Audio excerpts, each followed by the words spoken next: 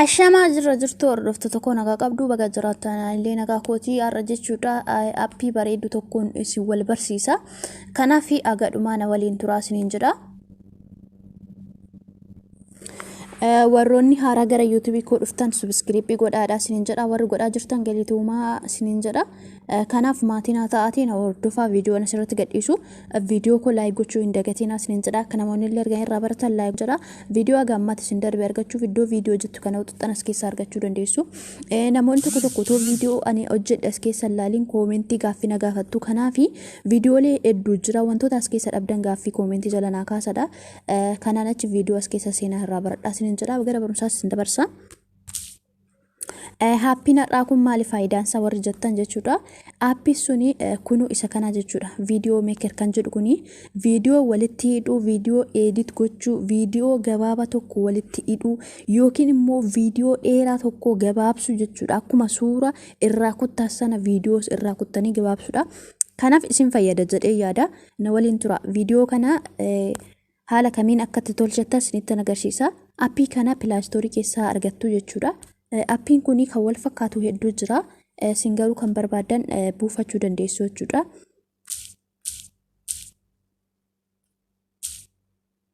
Viidiyoo aappiin kuni isa kana jechuudha. Viidiyoo meeker kan jedhu kuni achirra naga xuxxan appilikeeshinoota danuu isinii dhufa jechuudha. Achi keessaa ani kanaan itti fayyadamu isa kana jechuudha.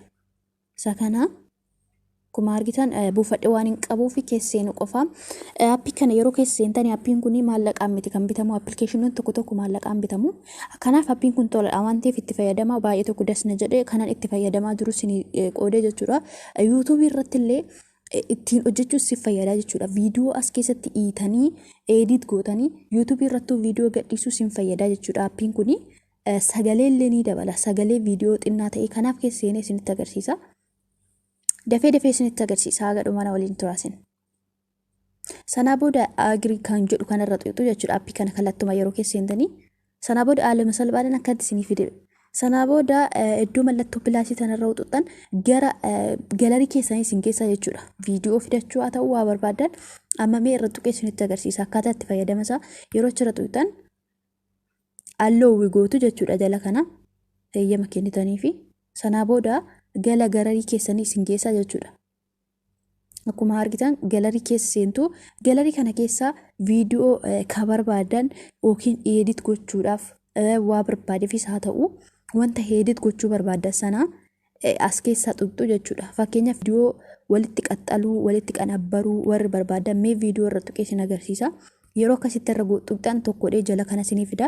Ammas itti dabaltanii fiduu warri barbaadan akkasumatti irra xuqxu jechuudha.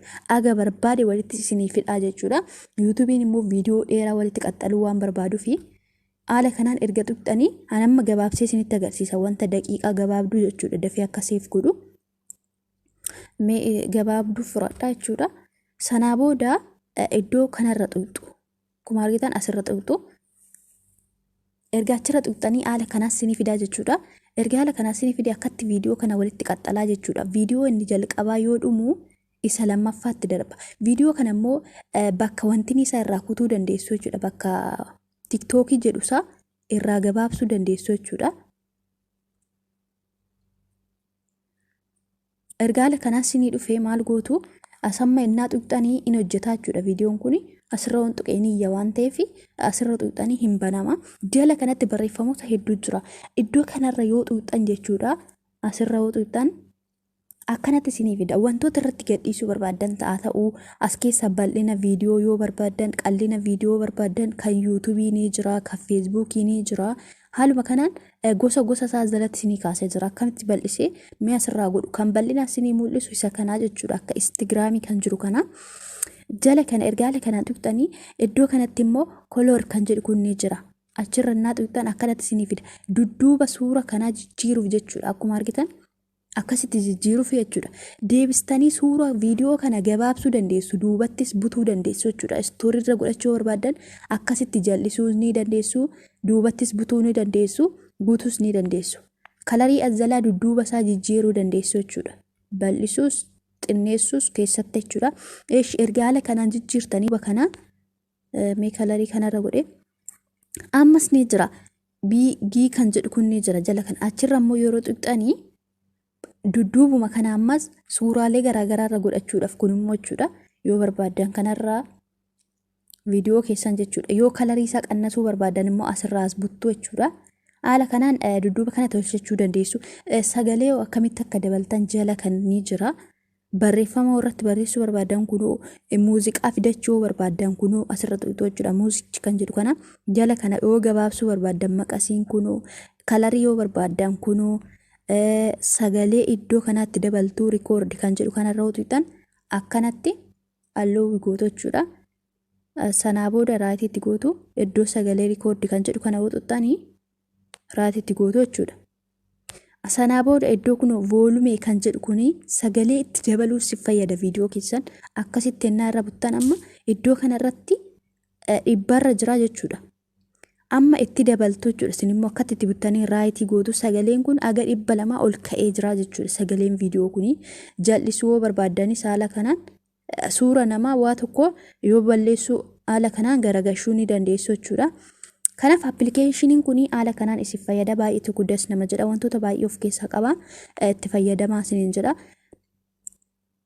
bakka raayitii kanarra gootu jechuudha yeroo asii tuqxanii sanaa booda akkamitti seef godhanna kan jettan immoo akkamatti naannaa viidiyoon kuni dhaabbatu jechuudha walitti qaxxalamee jira waan ta'eef amma lama qofa isinitti fidee isinitti agarsiisee isin immoo jechuudha baay'inaan fiddanii wanti ni godhachuu dandeessu bakka tiktookii jedhu kan ammoo maqasii tanarra tuqxanii irraa kuttu akkuma argitan as buttu jechuudha irratti yeroo irratti as buttan irraa badaa jechuudha raayitii tanarra tuqxu sanaa booda addaan citee jechuudha amma viidiyoon kuni otoon banee walumatti qaxxalee jira jechuudha addaan hin citu akkuma argitan mee banee isinitti agarsiisa akkuma argitan kunoo akkasittiin naanna'aa jechuudha amma innaa kun xummuree yeroo inni kun xummuree ka'ee jechuudha isa tokkotti itti darbaa jechuudha viidiyoo kanatti akkuma argitan obsaanna waliin tura amma kun innaa xummuree kabiraa dhufa akkasittiin viidiyoo walitti qaxxaluu jechuudha akkasittiin illee walitti qaxxaltanii tiiktookii